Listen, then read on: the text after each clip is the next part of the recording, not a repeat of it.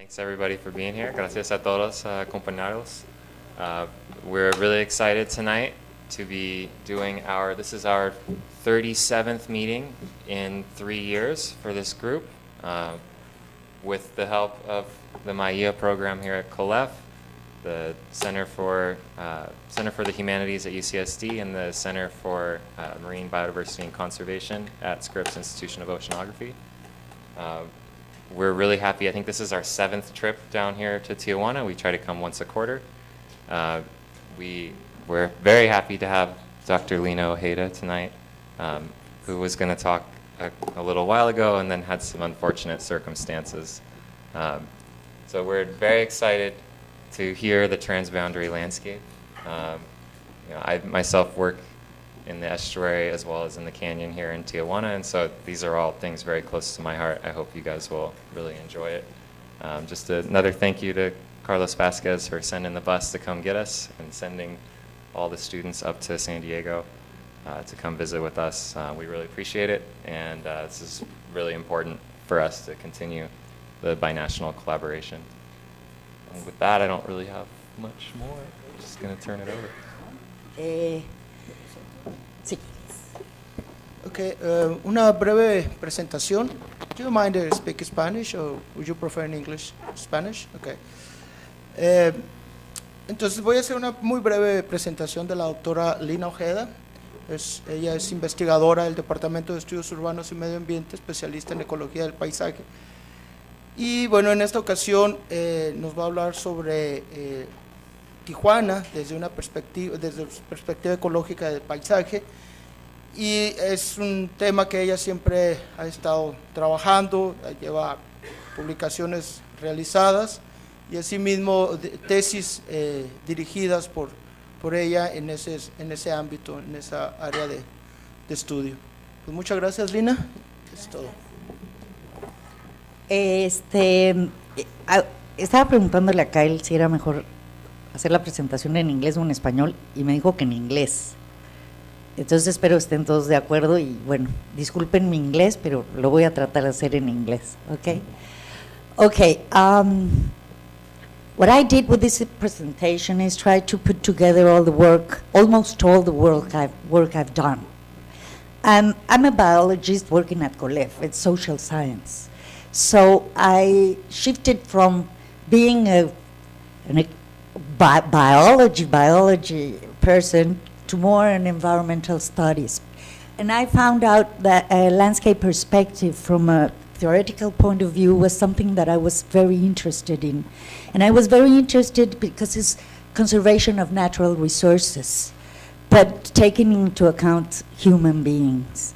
In Mexico, I don't know if you know, but most biologists think that conservation, well, I think in the US also, conservation has to be very far away from people.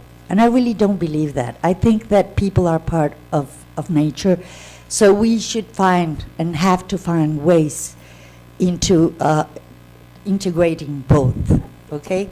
There's a, like a contradictory perception that we can't preserve and conserve natural resources while we develop cities or develop any kind of activity, and I don't think that, okay? So I'm a rare biologist that likes to work in the city. That's where most people are in the planet, and in Mexico, 70% of the people are in cities. In Baja California, it's even more. It's around 90, I think it's a little bit more than 90%. So if we're looking for the well-being of humans, we have to see conservation issues from a perspective that can integrate both, okay? And what I have been doing is I like to work in very different scales. Scales are really very important for me. And so historically I work in Tijuana, and I have been working in 3 different scales. And I'm going to be talking about that.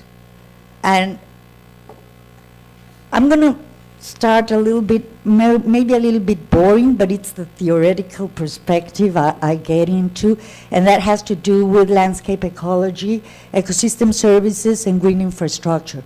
But then we're going to get into the three scales. The three scales is the watershed, the Tijuana River watershed that goes into the United States, and then we're going to go into the city, to see nature in city or parks in city, and then we're going to go to a place I suppose some of you have visited, is Ecoparque, where I work also, okay? That's a site, a site scale. So the perspective I work with is that there are two approaches of what landscape is. One of is what we perceive of it. When we see from a airplane or whatever we're standing at, we see a landscape, and that makes us feel something and see something. So that's an important one, an important concept of landscape. But the other one has to do on how ecosystems work and how they are linked together. When we see patches, when we see the landscape, we see different types of patches, natural and human ones, and they all interact between them. And understanding how these interactions are done is the way we can live with them, okay? And so the way these patches are, the natural ones, are distributed are the way, it's what's called in landscape ecology the pattern. And pattern can be a continuous area or with very small patches. If you don't follow me, just tell me, please, okay? And the function of this landscape is determined by the fluxes, all the flows that go between these patches. And these patches can be energy, can be water, can be animals, can be seeds, can be plants, can be cars, can be smoke, can be whatever goes between them, okay? And it's and the connectivity of the natural patches, of the natural ones, or even if they're not natural, but the connectivity that makes the flows still work is going to be that what makes a landscape more healthy or not, okay? So that's the base of what it should be. And so from that perspective, if we're going to talk about conservation of ecosystems, there's a theoretical area created by Foreman that says that the best thing to conserve all these flows is protecting big patches. But if we don't have big patches, we can get a lot of small patches, but that they are connected between them. So that's really very important. And there are a lot of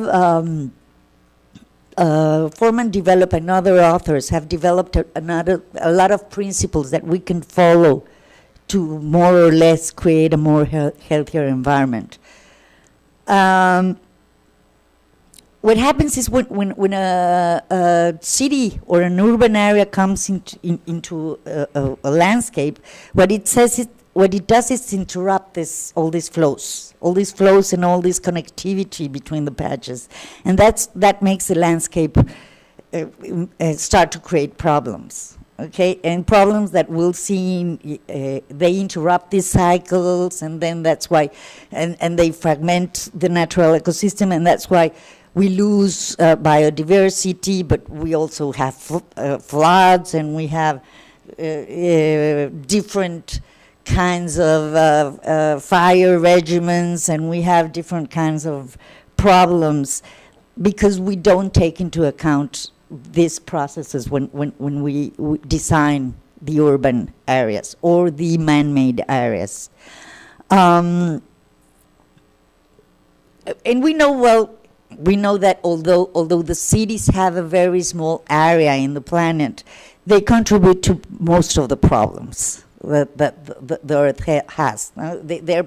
They're They are key to climate change problems that we have today. They produce urban heat. They produce problems inside the cities because of the impervious surfaces, and they produce problems in air and water quality, and I can go on and on and on and on. And we're not, I suppose most of you know that. But there's another thing that landscape ecology takes into account, and that's the disturbances. And disturbances are a natural process that occur in the landscapes and in the natural ecosystems. And they can be any kind of disturbance, from a rabbit that makes a hole in the dirt, in the soil. That's a disturbance because it modifies the soil, but it also lets oxygen get into the soil. So disturbances, when we say disturbances, we don't have to think that's bad, necessarily bad. We make them bad because we don't take them into account. That's the problem. And what it's a disturbance by Walsh, the definition of Walsh is an event that alters significantly the variation pattern of a system structure and function. But that happens all the time and at all scales.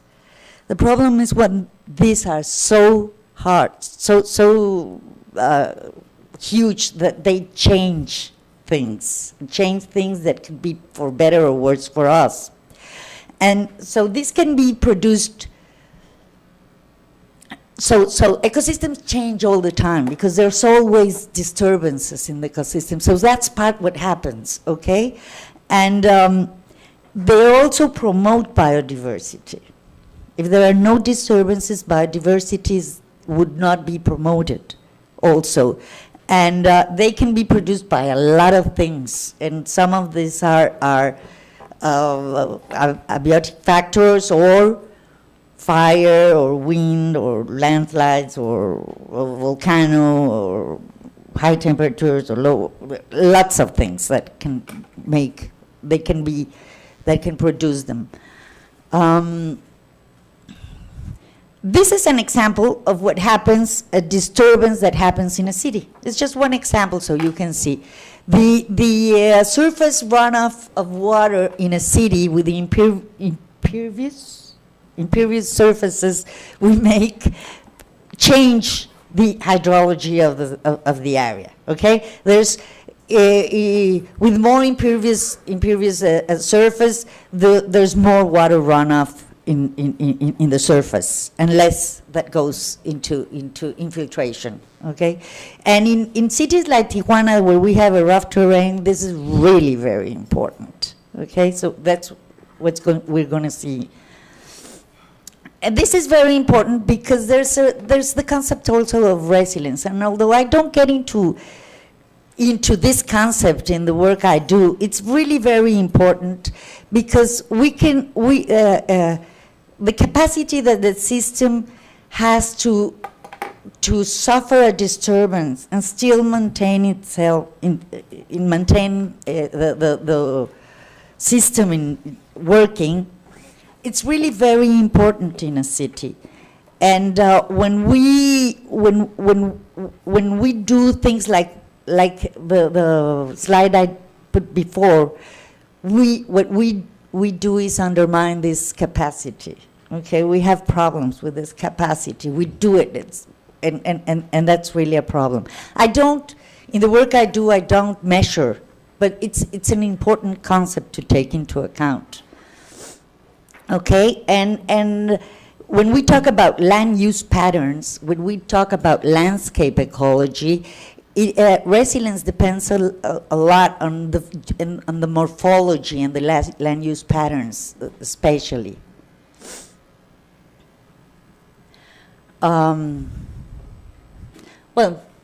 a lot of you must know now this is one of the new ways of trying to make together development and conservation, and this is the concept of environmental services. And environmental services are the benefits we get from nature, and this is there are lots of classifications and lots of evaluations on how much they produce and the money that we could get from taking them into account. But it's just to know, so you know that I take this into account in my concept of conservation. And then the last one is this new view of green infrastructure. There are a lot of different concepts. It depends on scale of what green infrastructure means.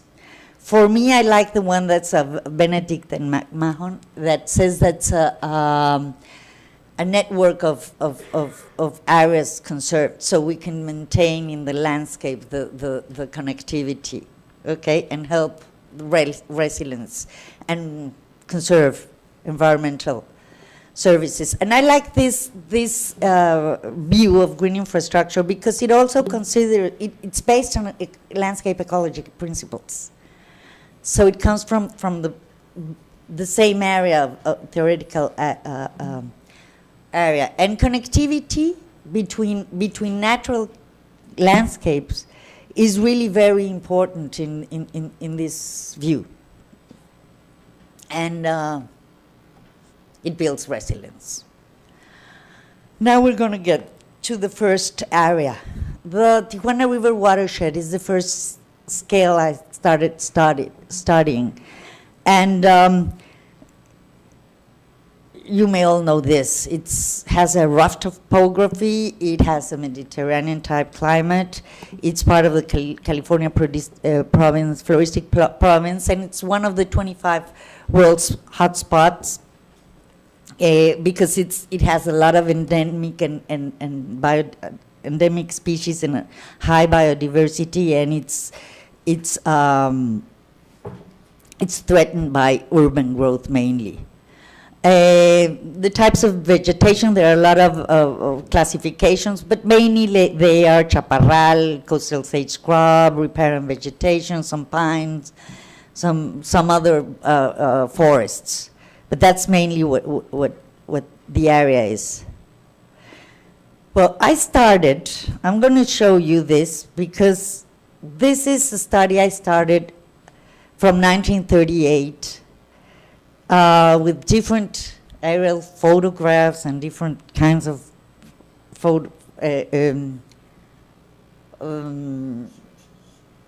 different kind of sources. And I did it for almost both sides of the border. Not in this one because I couldn't find for the other side of the border. But what I want you to see is in here, because this is Tijuana. Okay, this is the watershed. 3/4 is in Mexico, 1/4 is in the United States. And this area is Tijuana. This very small gray patch you see here is Tecate. Okay? And this is 1938. This is 56, and I have now both sides of the border. Okay, perdón. Okay. 38. In 56, I didn't have that area.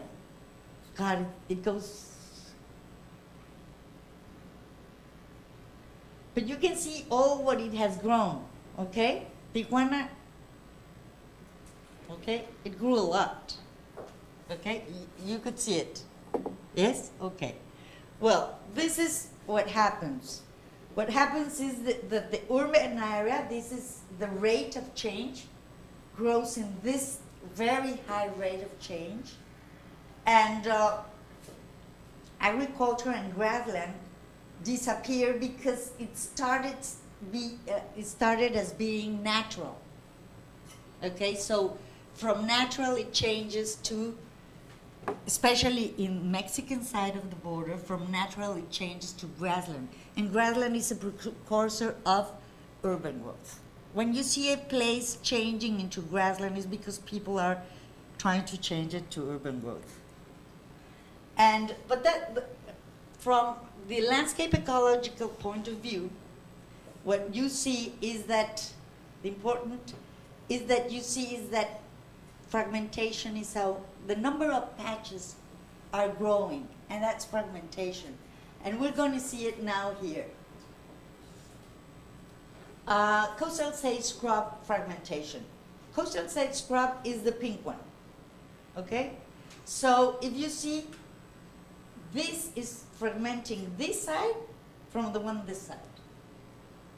And the border is fragmenting the one this side from the one this side.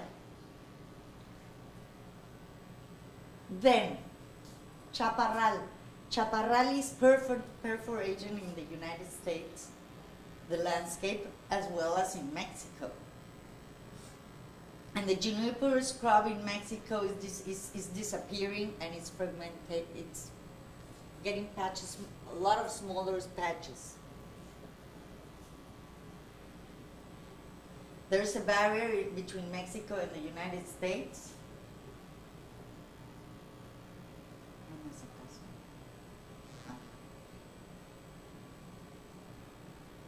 Okay? And this is the urban use. What happens with urban use? It perforates natural ecosystem. Chaparral is being perforated. And in here there's the urban area of Tijuana is making a barrier with Tecate. So it's going to be disconnected, the part from the north from the south. So this patch over here is being as isolated. And that's what's happening also in here, in Chaparral. But the most affected one in the Mexican part of the watershed is Matorral Costero.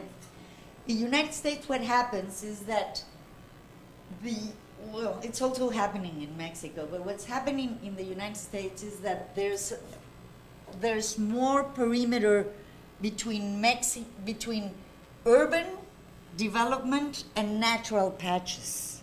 So that puts a lot of people at risk, especially with fire. In Mexico, it's like a bulldozer. You know, they destroy everything, and up to 100 meters away from the house, so they are not at that much risk. Okay? And in Tijuana, what we have more is we don't preserve natural vegetation on steep slopes. So the problem is that we have more landslides and problems of floods, risk from both things.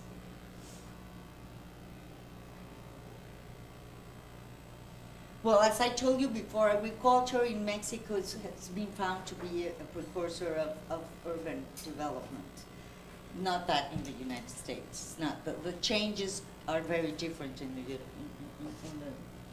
north part of the border. There's a new publication of the Tijuana River watershed from Ricardo. ¿Cómo se llama? Estuvo conmigo. It's from Sede. I can put it in there because he did this for 2012. And he looked on the difference between Mexico and the United States, and he already published it last year. I suppose things are most or less the same. Now, the city, what happened with the city? The city has grown really very fast, and although the rate of growth is not as fast as before, it's still very fast. And not only that, it's a very extensive city. The area also grew a lot. It's one of the Tijuana is one of the cities that has the less density in Mexico. The city that has people are really very widespread. And the problem is that 50% of the city has grown as an irregular settlement. So there hasn't been any planning on it. And that's a really very bad problem here. And it still goes on, not that as much, but it still goes on. But from the origin, 50% has been irregular. And what has happened in a study made by Roberto Sanchez and not Abringas. What they found is, in time, what happened is people settled in slopes steeper, more steeper each time. So you have, by 2000, a lot of people in those areas, in areas with really very steep slopes. They occupied steeper slopes each time. And, well, what has happened that, with the modifications of the landscape, what has happened is that there's a reduced infiltration, there's accelerated runoff. I don't know if you've seen in Mexico, but in Mexico, in Tijuana, the cities are like drainage of water drainage, because they don't construct water drainage in the city. So the streets become water drainage, and that's been a problem. And changing to another scale in the city, this is whatever told. Well, this is a study I did in 1989, and those were the green areas, the parks that we had in the city at that time. That's with greenery also by 1994. But as you can see, the parks, these ones, from 1989 to 1994 to 2010, you don't see much change. What you see is a lot of really very small, very small parks. And you don't see any big park. And what you see is the greenery. A lot of that. In fact, there's the same amount of greenery, of road landscaping, as there is of parks. And I think it's more connected. It has more connectivity, greenery. It's not that greenery is bad, but they don't do parks in Tijuana. And this is a study one student made with me, and I think he talked about it one day. And this is what we have. We have these indicators of 2.6 meters per inhabitant, considering greenery, and 1.4 of the city area. So this is to show you that the difference what happens outside the city and what happens inside the city. What's the problem with the urban green areas? Well, as you can see, these are the area of parks. This is the area of greenery. So what they've done in the last years is just greenery, no parks, very small amount of parks. And these indicators have not changed a lot. In fact, they have grown really very, not much. The population has grown a lot. And the biggest problem is that these are the big parks, these are the small parks. And as you can see, most of the parks don't have even 1,000 square meters. That's a yard of a big house. So they're really very small.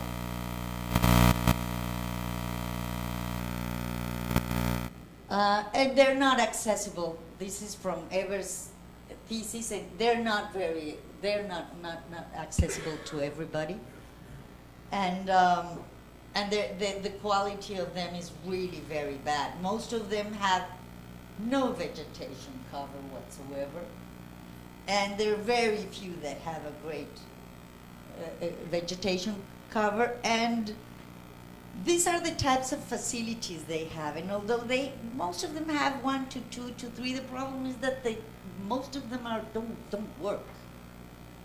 They're destroyed. So even though they have them, what happens is the municipal government doesn't care about it. They don't think they're important. It's part of the problem. They don't consider them important in the plans.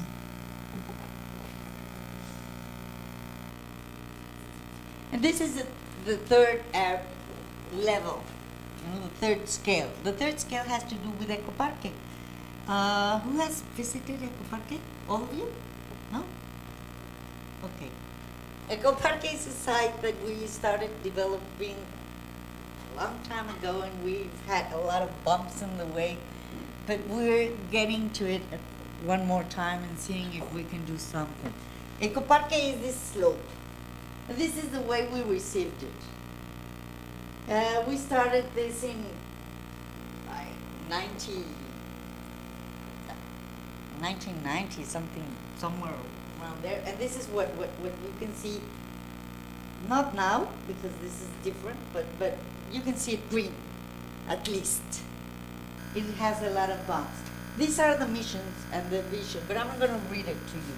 What I want to do is tell you what Ecoparque wants to do. Ecoparque wants to be like a sustainability area where students and researchers and people can go and try to see or try to develop, put into practice, and learn and communicate a lot of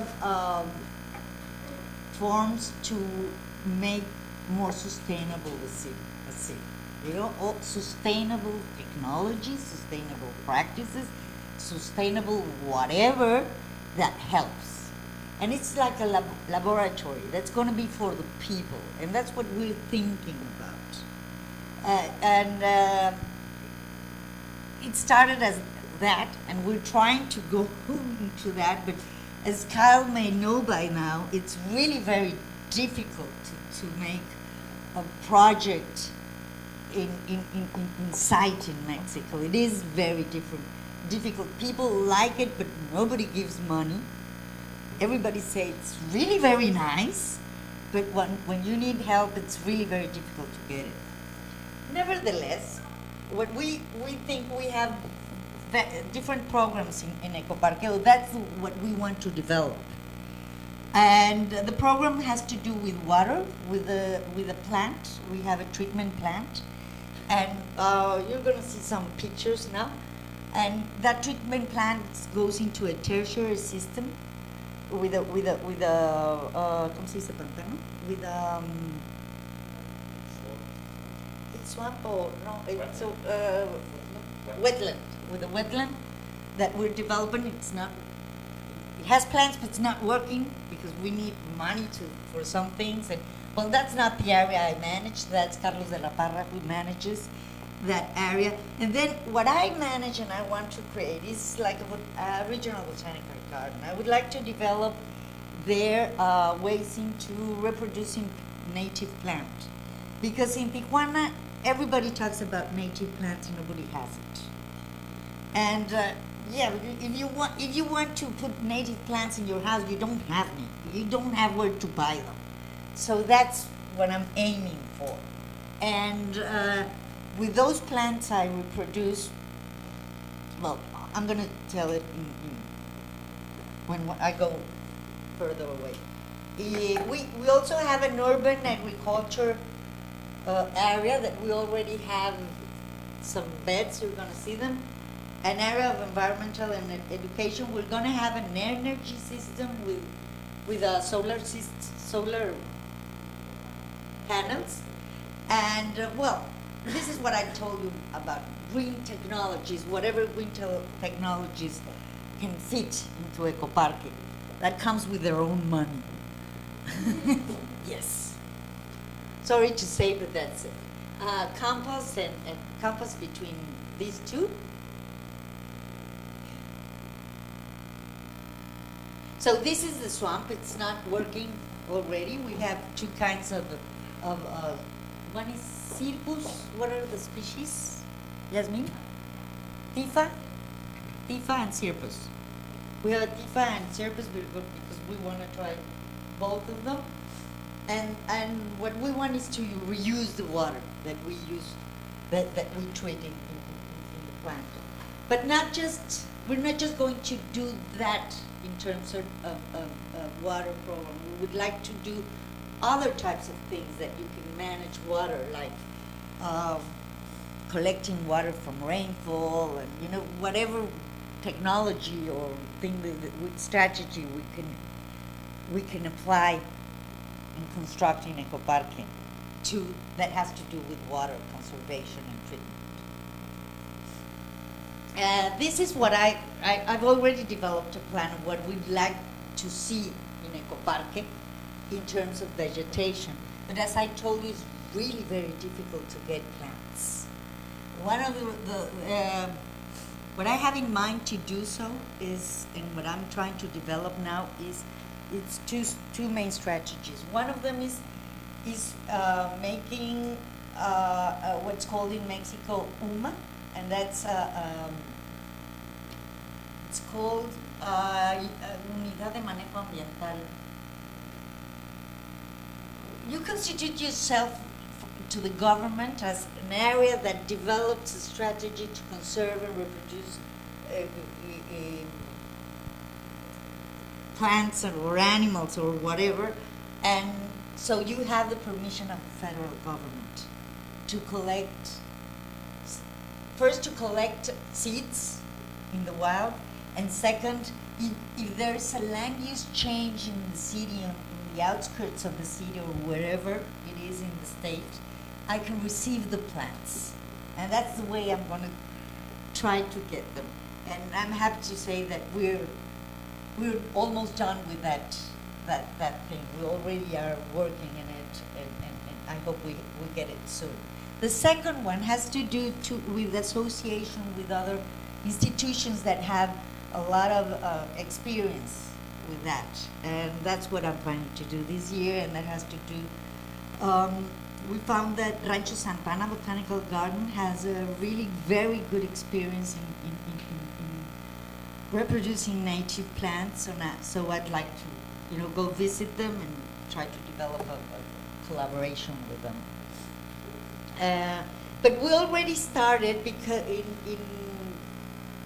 making areas to reproduce native plants.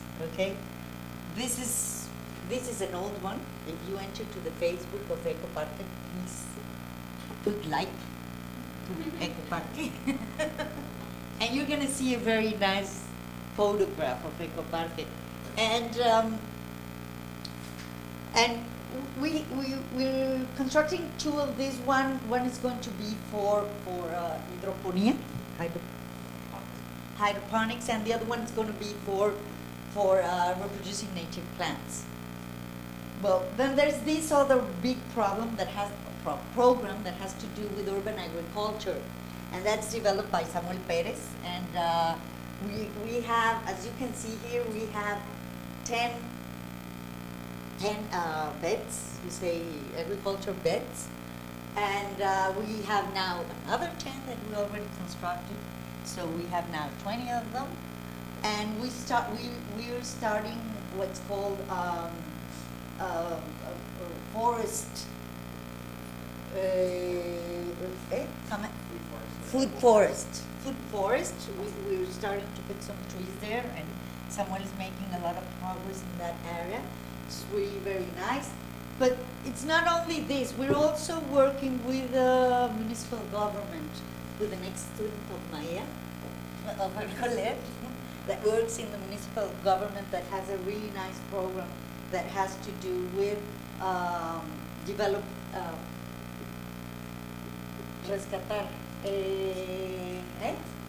rescuing some two parks that are in very marginal areas in the city.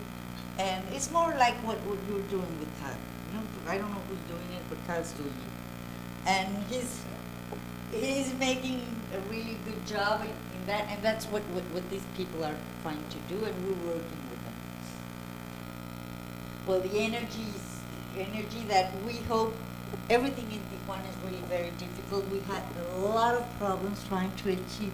We have solar panels, and the problem was that we had to have a two-side meter of the energy generated.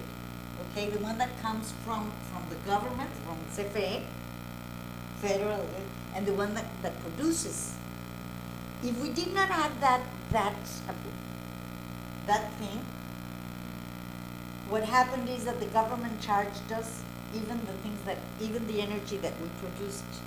But the problem was not that. The problem has to do with administration, and it had to do. Sorry, I'm talking about that. Just to show you how the problem was that the company wanted the money before they gave us the meter, and Mexico government doesn't allow us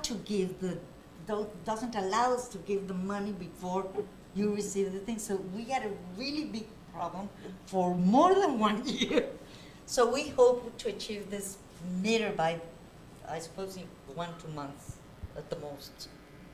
So we can start this program. And then there's a program of education, the environmental education, that has been for a lot of time. It has been working for many years, and it needs to change, but it's really very changed to be more modern, more integrated with environmental issues from today. But it has a really big outreach. Ecoparque has been closed for 2 years, closed to the public, and even so, before we were closed, it received more than 12,000 children, people, most of them children, a year. So that's a lot. And even now, the people that are in the environmental education program, although they don't reach 12,000 people in Ecoparque, they have gone outside and they've reached a lot. They go to the area. They have a program that's called Ecoparque va a tu casa. Ecoparque viene, goes to you. Ecoparque goes to you, and that's the program that they have been developing after we had it closed. We hope to open by next year, by this year, the middle of this year again. What's the legal framework of this? As you can see, well, we have for the city, and to see what we can do when we're talking about green infrastructure. The framework is really very weak, although it has a very, very defined things that we can take into account. The problem is that we don't enforce them, and that's the problem. But first, these are the legal framework of things that that we can use for Tijuana in order to develop green infrastructure proposal. And one of them has to do with a federal law, water law, that supposedly it's prohibited to construct on both sides of a natural, on a buffer area of a natural waterway. That's not what happens, but that's supposed to be like that.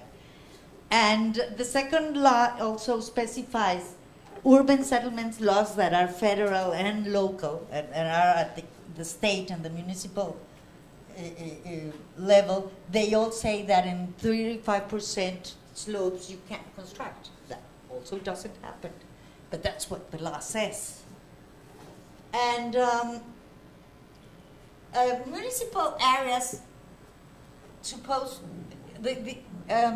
municipalities and states can do natural protected areas. They don't. In the state, there's no natural protected area by the state. The state hasn't done any natural protected area, nor the municipality. And but they can do it. They have the faculty to do it. As for green areas, what we have is we don't have a federal. It's something that guides. A federal guides that has a more comprehensive view. There's just this one from Sede. That's a recommendation from Sede that has a very social point of view. It doesn't have this all this environmental benefits view and this interconnection between green areas. Nevertheless, no municipality takes into account this. Most of them, they do whatever they want, because I'm doing a study of the 30 municipalities with more people, more urban area in in the country. And what I found out is that they do their own typology, their own definition of green area. Each one does whatever they want, and they do it back. They don't do it, it's like it's not important for them. And in Tijuana, in Baja California, what happens is that there's no law that makes the government do big parks. They don't have to do it.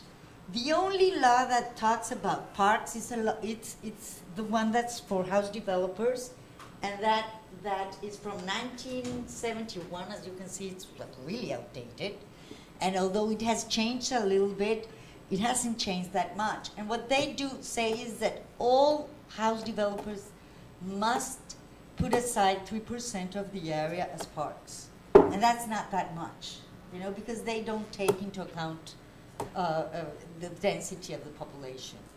We can see that there was a change in the 1990s in this law, and what they changed is because first what the developers did was taking to consider the greenery as the 3%, the landscape of the streets, but now they don't, they can't do that.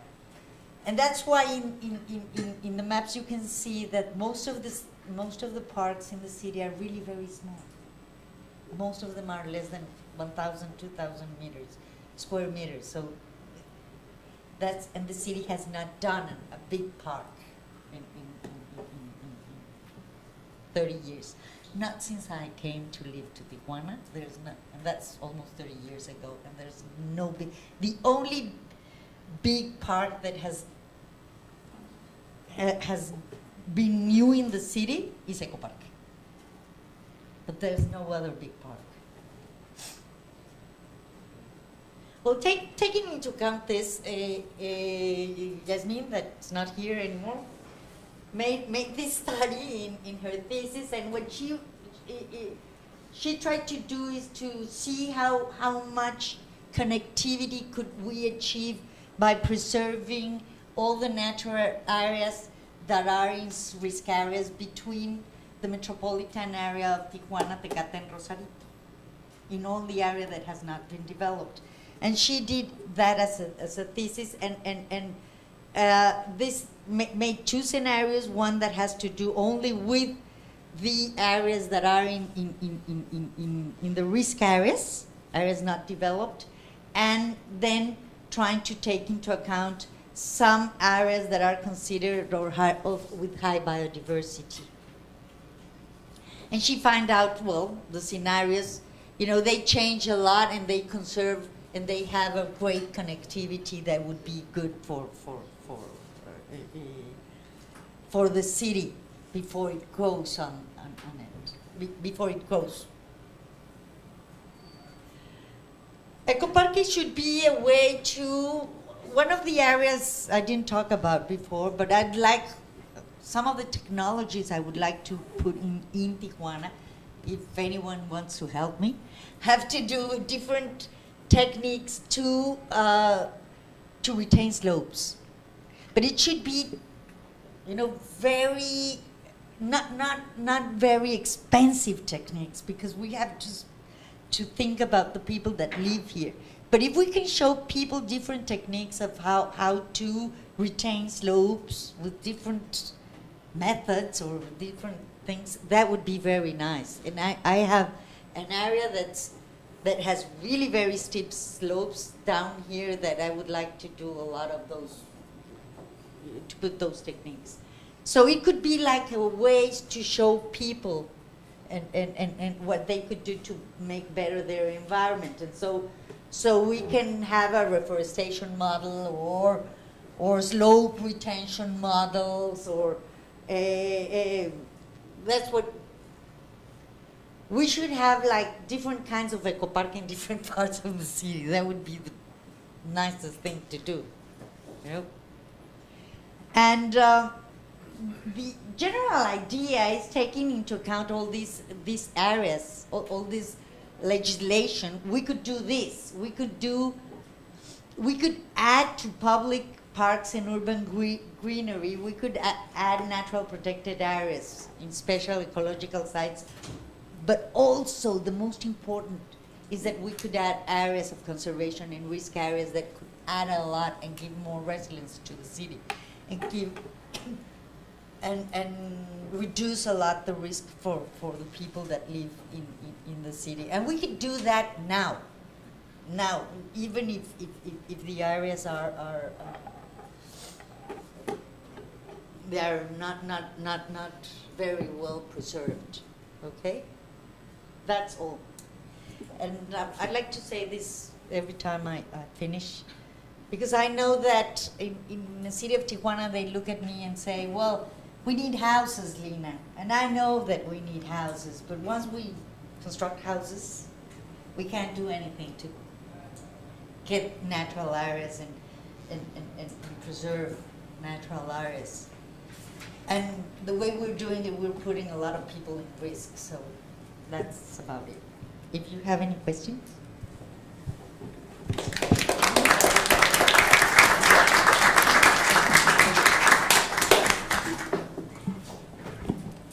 If you have a question in the audience, use the microphone, please. What financial options do you consider to replicate the model?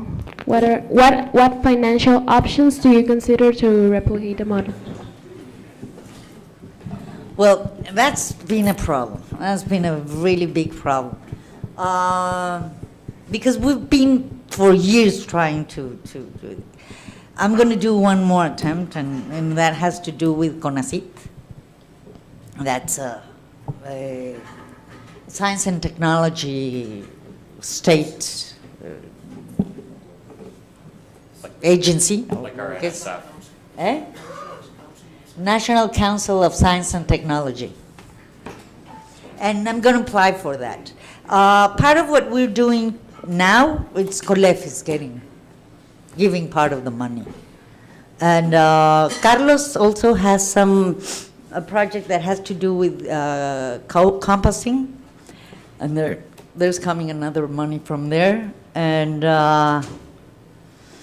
what I'd like to do is reproduce native plant so we can sell it.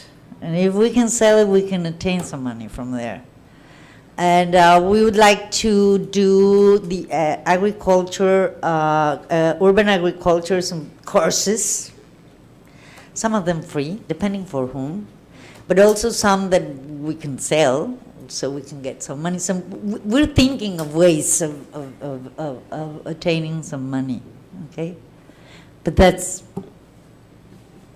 about it. We've had from here, from there, from different parts. CONACYT, this ¿cómo se llama? Council? ¿Cómo se llama? This council, National Science and Technology Council, has given money before. So we're going to try to get more from them. If you have another idea, I accept it. I have a question. Well, first of all, congratulations for your conference. And I was thinking, you talk about education. Do you have a model to replicate with the students, with the schools, in order to bring them to, I don't know if to those ecological parks, or at least to other places where they can understand or take awareness of being sustainable in the future? Or you have something to replicate? Look, I'm not in charge of the education program. Xiomara is the one that's in charge of that. And I'd like to add some things to what Xiomara is doing. I know she has a really good outreach. I'd like to know all the things that she does, because I'd like to add some things to her, but we're going to do it, I suppose, in the near future. But she goes to a lot of places.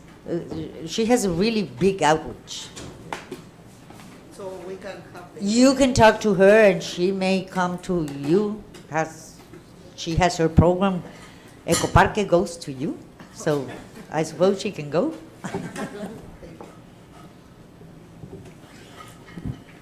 Thanks for your talk. I was wondering if you've approached any local businesses or whether they've approached you with interest in collaborating, like other nurseries or other businesses that want to try to have their own little eco parks or green areas. Nurseries in Mexico, most of them are interested in what they can sell. Okay? And I understand them. You know, it's they don't want to reproduce native plant because first they don't have the know-how to do it. That's the first problem. It's not easy to reproduce native vegetation. It's not easy. You know, they talk. It's really nice to talk about it in politics. It's funny, but there's a forestation program legislation. It's a norm in Tijuana, and it says it's better if you make forestation with native plants. Nobody has it. It's really very difficult to reproduce it. If it was, it's not even that easy to find it in the U.S. In California, it's not easy to find it. You have a lot more nurseries that we have that do them, that do reproduce them, but they don't always have all the species, and they don't have that much number of them if you want quantity. And anyway, I can't bring them here, you know, and it's not easy because it's really, for people, it's very easy to have plants that don't need a lot of work. And although native plants in the long run need less work, people don't know that. And it's easier to work with very manipulated, genetically manipulated plants that are made for us, growing them and treating them bad, and they still resist, you know, because they're very, very. So it has to be a process. That's what I think. So local business. Then what I'm trying to do, at least with the part that I'm into, and that has to do with native vegetation and with urban agriculture, I'd like to show them first things. So I want to construct this, start reproducing something, and then trying to bring privates, but I need to show them something. And I think that's could be a better way to do it. Do the development entitlements like that come in for development is there any way to organize their 3% conservation into one area so they're not just preserving little postage stamps of 3%, they can conserve in one area and use those 3% to add up to some larger park? Again? Okay. So you said earlier in your talk that each development has to put away 3% for conservation or whatever, and they end up being these little postage stamps or roadway greenery. Is there any way to organize them to all put their 3% into one larger park? That would be great if you knew.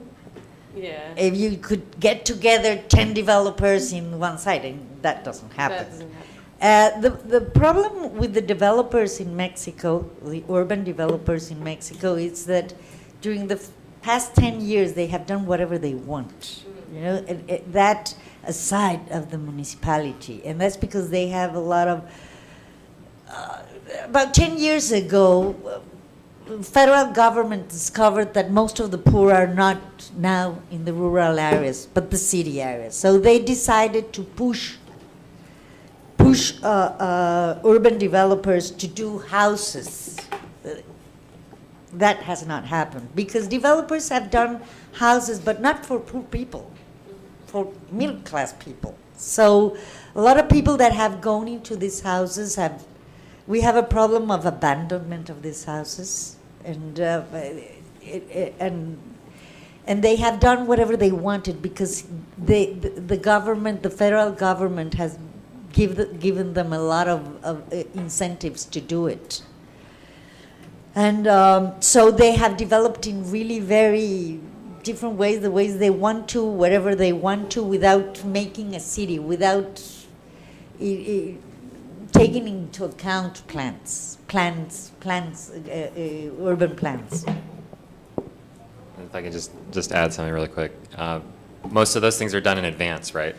Like Elise used to work for Caltrans as a biologist, right? And so they would have to do these plans and set them out, and that would be easy, right? That you have the developer, they have these different bids that are coming up, and you say, no, put all that 3% in that one area, you know? And we do have those requirements, right? But in places like the canyons here or in the southeast of Tijuana where things are growing the fastest, usually that development is done irregularly. So like the area where I work just over the hill here, really overnight, a bulldozer will come in and take out a whole hillside, right? With no, you know, and in areas that have over 35% slope, they clear everything. That morning, someone will come out and they'll do little lines on the ground and they'll start selling plots before they have a title from the city, before they have any of these things. Because there's a mandate from the Mexican government to build more housing, especially in these areas that are below these large maquilas that need workforce. Really, those laws are essentially ignored on the ground. That has to do a lot also. In Mexico, there has been a problem, a historical problem with ejidos. Ejidos was a type of ownership, land tenure. That changed in 1992. But although it changed in the law, things have not changed that quite easy because they're communal lands, you know, so it's really very difficult for them to parcellate them. And this in Mexico, it has been very studied. It studied a lot, and I did it with someone, Kathleen Farley from San Diego State University. I did a study of that in what the ejidos does in the growth of the city. You know, it's a legal frame for selling the way Kyle is talking about. That's beginning to change because now they are private. They have changed to private status.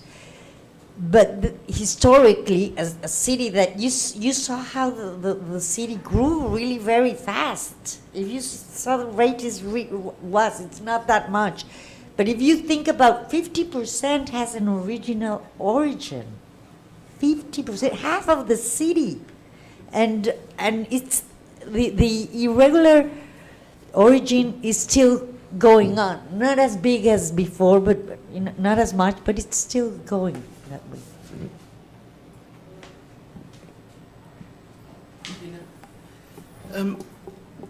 Okay. Hi. I just have a question. When you were talking about the native vegetation that you have in Ecoparque and the propagation program and to reproduce, don't you? Well, I'm not sure if I understand or correctly, but I was wondering if, because I by myself have difficulties founding native vegetation for my garden. I was trying to make a native garden in my house, but I couldn't find anything. So I was looking for all the Tijuana's parks, and well, I couldn't find it. So that's my question. If you have the program or you have the native plants, that there's some way we can approach to you, or we can get some. Is there? That's the problem. What you're saying is what happens here. You know, I'm just starting. This year I'm starting that because I think there's a demand. There are people that are trying to get some.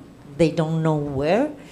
There's some small groups and people in Ensenada that do reproduce some plants, but they do it in very small quantities. And I can give you 10 dudleyas. Wow. I have to cover 6 hectares. With 6 dudleyas, I'm not going to do much, but come on. You know, and it's not easy, Flor. It's not easy to get them. It's not easy. We're starting this year to reproduce, so I'm not sure we can give you we don't have for Ecoparque, we don't have many, We have introduced some, and originally when I started Ecoparque, what I did was hydroseeding with native vegetation. It was easier to bring along from the border the seeds, okay, than the plants. And I did hydroseeding, and it started really very well. The problem was that I went to do my PhD, and other people came to Ecoparque. I'm not going to say names, but other people came to Ecoparque and said, "This is too hilly. We should put something really nice. So let's put ice plants, so they can see it really very green." So all the native seeds that I had originally disappeared. And we now have eucalyptus and all that stuff that I don't know what I'm going to do with it, but I can't take it out now. But I think with time we're going to start changing. Some of the plants that I do have native, they're not many, have been for land use change. We've obtained them from land use change areas.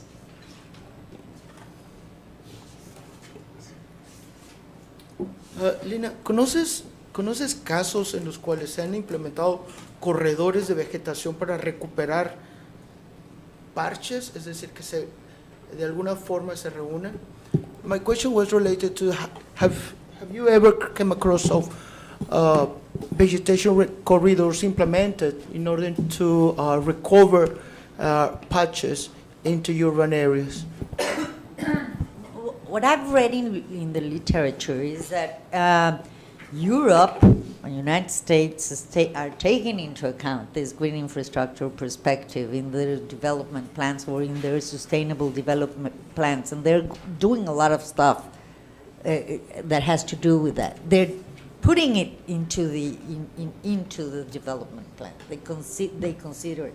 They consider it, now they're considering it as one of the main areas that help plan the cities and the urban areas. And so there are a lot of plans with really very inventive and ingenious strategies, and in Europe and in the United States also. What I tried to develop is something that would be really very easy for Mexico, because it's also, we also have the problem that people that have to do in Mexico with natural resources or with urban parks are not professionals. They're the wife of somebody or the friend of someone that doesn't know anything, and it's not professionalized. No, it's not made by the profession, but the people who know about it, and that's what brings a lot of problems. But it has been one of the backbones of the new way of developing urban plans. It's in the world. It's beginning to be. So there are a lot of projects with that. I don't know if you have experience in Santiago, because the urban area in Santiago is mainly eucalyptus. It looks beautiful, right? But it's not native at all in California or even in America. But do they have some kind of plans to recover native vegetation in the area, in the urban area? Well, I know on campus right now there's a huge effort.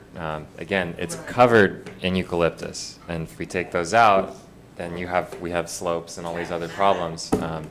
I used to work for the state parks for a while, and they had the same problem. They had eucalyptus everywhere. They had Mexican palms, right? That look all beautiful, but don't belong there. And they were just pretty much waiting for fire to take them out. And then once they're gone, they never come back. We do have some nurseries. Actually, Elise probably knows a lot more about this from. Yeah.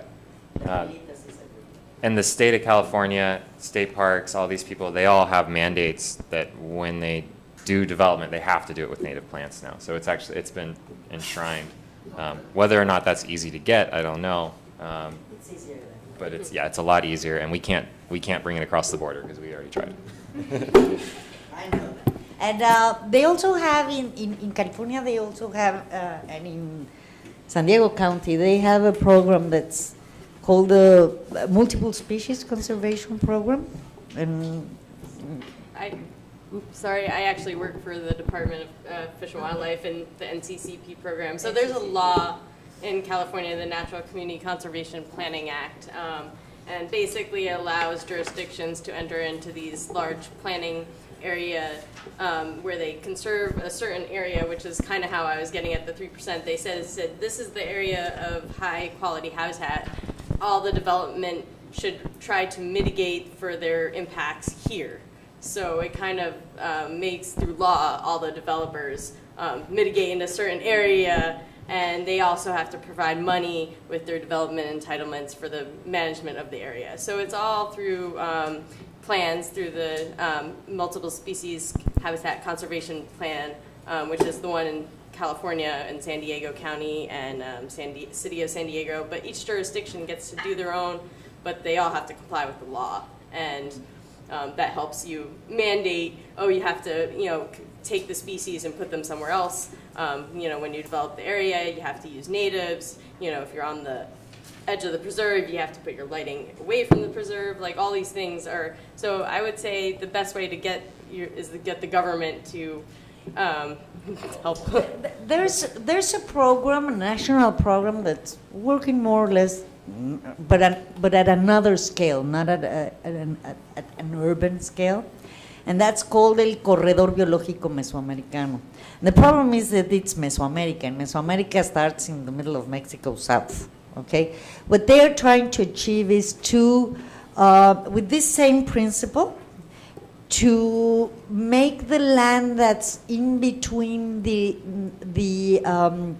natural protected areas, all the reservas de la biosfera and all those that we have in South Mexico, to get the land to produce more sustainable ways, so it would construct corridors between them. And so they're working in the land that's in between these natural protected areas, and that's one that's been done at the federal, but as I tell you, it's at another scale. We do things like a lot of years behind, okay? Plans, I'm making a study on the biggest cities of Mexico and the plans they do and what they conceive as a green area, urban green area, and they have, it's it's like a Montessori. Every does whatever they want. So it's like a Montessori school. You do whatever you want. And that's one of the problems. They have really very different concepts in the way they do, but they're starting to have this notion of environmental benefits, and they're starting to have this notion of that they have to do, that there are things like green belts or corridors, or and they put them in the plan, although they don't know really what they are, and as everything, it's a process, and I hope that with time this is going to get more and more each time. It's just what I've seen now is really very sad. We have really very low indicators of green urban areas, and most of them are in very bad shape. There's a federal program that has to do with rescuing parks in the cities, and although they've been doing very good stuff, it's really very few. They don't have that much money, and they don't. One of the problems is that they don't look at in a way that we can get together different things. So what they do is they put just a small department that has parks and recreation area, and they don't give them any money, and they don't associate with people of the health or recreation or culture or other areas. That would be very good for them. And it's really all in different parts.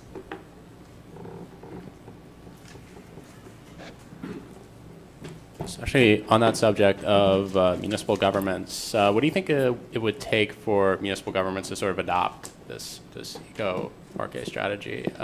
Is like information campaigns or sort of private-public partnerships or just lobbying? Okay. There's a small program that started some years ago that has to do with adopt greenery, and adopt a park, The problem is that what we have is that we change the municipality every 3 years. And one of the things that happens a lot in Mexico is the ones that come don't continue with the ones that were doing before. And so the process, when you put a program like that, is a process. And if you don't continue it, it starts fading out. It can start with a lot of input and a lot of people doing it and let's do it, and then they stop because there comes another municipal government, and lately we've been changing parties a lot, and that doesn't help either, even if it's the same party. Well, that's what I think. I don't know what everybody said, but they change a lot. So if someone in one party put a program, the next party that comes to a government usually doesn't continue the program, and so it doesn't have time for the program to go into a process and get into the people. And in Mexico City there have been progress, but that's the same party that has been for years. And so you can see that when they started to make this recycling on the trash and separate the garbage, nobody started with it at first, and 10 years later, you can see not everybody does it, but you now have at least 50% of the population that's doing it. So it's a process. But when you don't do it and you change it every 3 years, but that won't happen, and it's like throwing money to the garbage. That's what I think. There was a problem with that. I don't see it moving a lot. What I see in this 20 years or more studying parks, and that's nice, I see more people and more parks getting adopted by people that are around them. I haven't done it, but I would like to know what makes them do that. Why some do it and some others don't. But that didn't happen before, and now there are more small parks being taken by people, and managing them.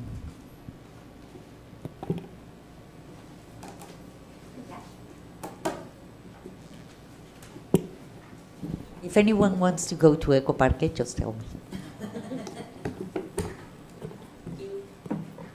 Okay, so if everyone with me will help thank Dr. Lina Ojeda Reba.